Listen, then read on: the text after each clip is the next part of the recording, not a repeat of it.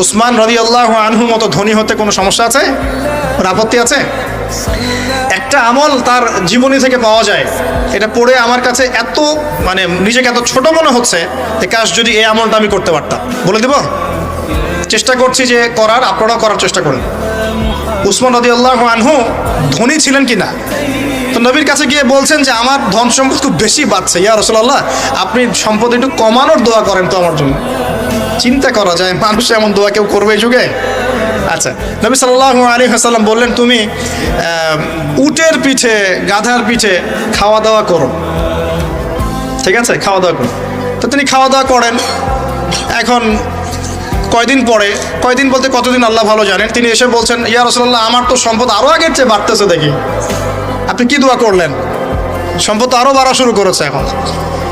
তখন তিনি বলছেন যে তুমি যখন খাও তখন তোমার হাত থেকে যদি খাবার পড়ে যায় তুমি কি করো? তখন তিনি বলেছেন আমি আমার হাত থেকে খাবার যদি পড়ে যায়, একটা দানাও যদি পড়ে যায়, আমি উটের পিঠ থেকে নেমে সেই খাবারটাকে তুলে পরিষ্কার করে তারপর খাই। উসমান রাদিয়াল্লাহু আনহু এত ধনী মানুষ, তিনি প্রতিবেলায় 100 মানুষকে খাওয়াতে পারেন, কোনো সমস্যা নেই। তিনি একাই তাবুকের যুদ্ধে 30,000 সৈন্যের দায়িত্ব নিয়েছেন। 30,000 সৈন্য 3 মাস যাবে, যাত্রা বিরতি করবে, খাবে দাবে, তাদের ঘোড়া অস্ত্রশস্ত্র সব দায়িত্ব একজন ব্যক্তি বহন করেছেন, উসমান রাদিয়াল্লাহু আনহু। কত বড় ধনী আপনি চিন্তা করেন। উনার মতো ধনী কোনো পররাষ্ট্রমন্ত্রীও নাই পৃথিবীতে এখন পর্যন্ত, কোনো বিশ্ব নেতাও নাই ওনার মতো ধনী, এখন কেউই নাই।